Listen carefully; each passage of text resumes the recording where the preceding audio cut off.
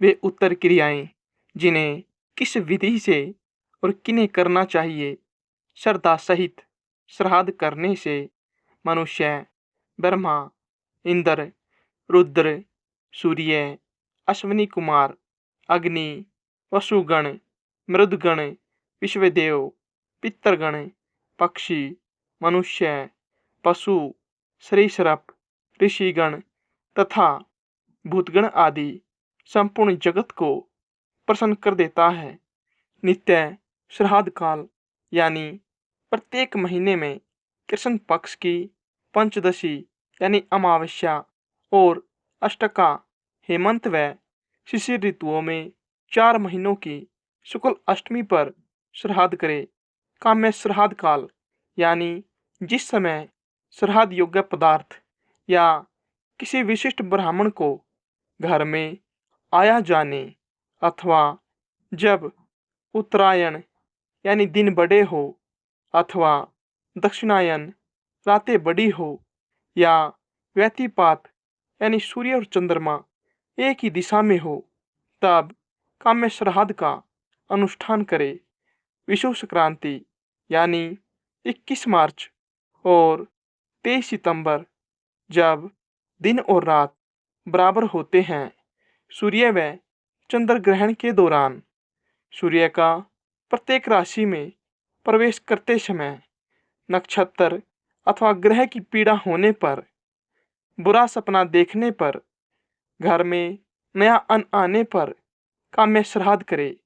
जो अमावस्या, अनुराधा, विशाखा या स्वाति नक्षत्र युक्त हो, उसमें श्राद्ध करने से पितरगण 8 वर्ष तक तृप्त रहते हैं तथा जो अमावस्या, पुष्य, आद्रा, पुनर्वसु नक्षत्र युक्त हो, उसमें श्राद्ध करने से पितरगण 12 वर्ष तक तृप्त रहते हैं।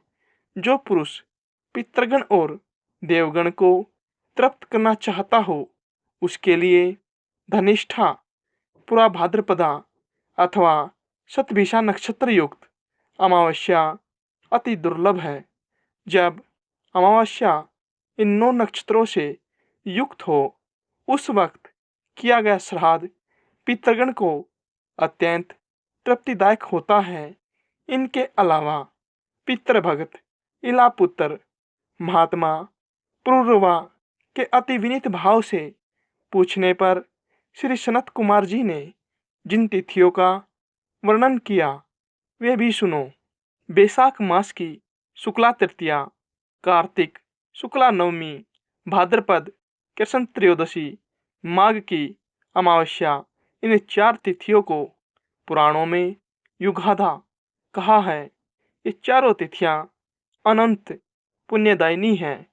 चंद्रमा या सूर्य ग्रहण के समय 3 अष्टकाओं में या उत्तरायण या दक्षिणायन के आरंभ में जो पुरुष एकाग्र चित्त से पितरगण को तिल सहित जलदान करता है, वह मानो 1 सहस्त्र वर्ष के लिए श्राद्ध कर देता है।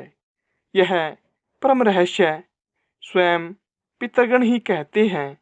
यदि किसी कारणवश माघ की अमावस्या का शतभिषा नक्षत्र से योग हो जाए, तो पितरगण की तृप्ति के लिए यह परम उत्कृष्ट काल होता है। बहुत से पुण्यवान पुरुषों को ऐसा समय हाथ नहीं लगता। यदि माघ की अमावस्या में धनिष्ठा नक्षत्र का योग हो, तब तो अपने ही कुल में पैदा हुए पुरुष द्वारा दिए हुए अनुदक से पितरगण की 10 सहस्त्र वर्ष तक तृप्ति रहती है। यदि माघ अमावस्या में पूर्वा भाद्रपद नक्षत्र का योग हो और उस समय पितरगण के लिए श्राद्ध किया जाए, तो उन्हें परम तृप्ति प्राप्त होती है। फिर वे 1 सहस्त्र युग तक सोते रहते हैं। गंगा, सतद्रु, यमुना, विपाशा, सरस्वती, निमिषराणे स्थिता गोमती में स्नान करने से पितरगण का आदरपूर्वक अर्चन यानी पूजा करने से मनुष्य समस्त पापों को नष्ट कर देता है। पितृगण हमेशा ये कहते हैं कि वर्षाकाल भाद्रपद शुक्ला त्रयोदशी के मघा नक्षत्र में तृप्त होकर फिर माघ की अमावस्या को अपने पुत्र पौत्र आदि द्वारा दी गई पुण्य तिथियों की जलांजलि से हम कब तृप्ति लाभ करेंगे। विशुद्ध चित्त, शुद्ध धन, प्रशस्त काल, उपयुक्त विधि, योग्य पात्र, परम भक्ति, ये सब मनुष्य को इच्छित फल देते हैं। अब पितृगणों द्वारा कहे गए कुछ श्लोकों को सुनो, जिन्हें सुनकर हमें वैसा ही आचरण करना चाहिए। पितृगण कहते हैं, हमारे कुल में क्या कोई ऐसा मतिमान धन्य पुरुष उत्पन्न होगा जो धन के लालच को छोड़कर हमें पिंडदान देगा, जो संपत्ति होने पर हमारे उद्देश्य से ब्राह्मणों को रतन, वस्त्र, यान और संपूर्ण भोग सामग्री देगा, या अनाज, वस्त्र मात्र वैभव होने से जो श्राद्ध काल में भक्ति विनम्र चित्त से उत्तम ब्राह्मणों को यथाशक्ति अन्न का ही भोजन कराएगा। यदि अन्नदान में भी असमर्थ हो, तब ब्राह्मण को कच्चा धान्य और थोड़ी सी दक्षिणा ही दे। यदि इसमें भी असमर्थ हो तो किसी द्विजश्रेष्ठ को प्रणाम कर एक मुट्ठी तिल ही दे।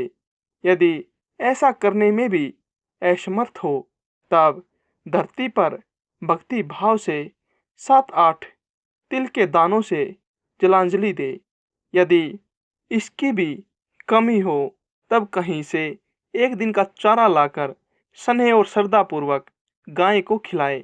यदि ऐसा भी न कर सके, तब वन में जाकर अपने कक्षमूल बगल को दिखाता हुआ सूर्य भगवान से ऊंची आवाज में कहे, मेरे पास श्राद्ध कर्म के लिए न वित्त है, न धन है और न कोई अन्य सामग्री है। अतः मैं अपने पितरों को नमस्कार करता हूँ, वे मेरी भक्ति से ही तृप्त हों। मैंने अपनी दोनों भुजाएं आकाश में उठा रखी है। यदि इस तरह कोई पुरुष आचरण करता है, तब वह भी श्राद्ध ही माना जाता है।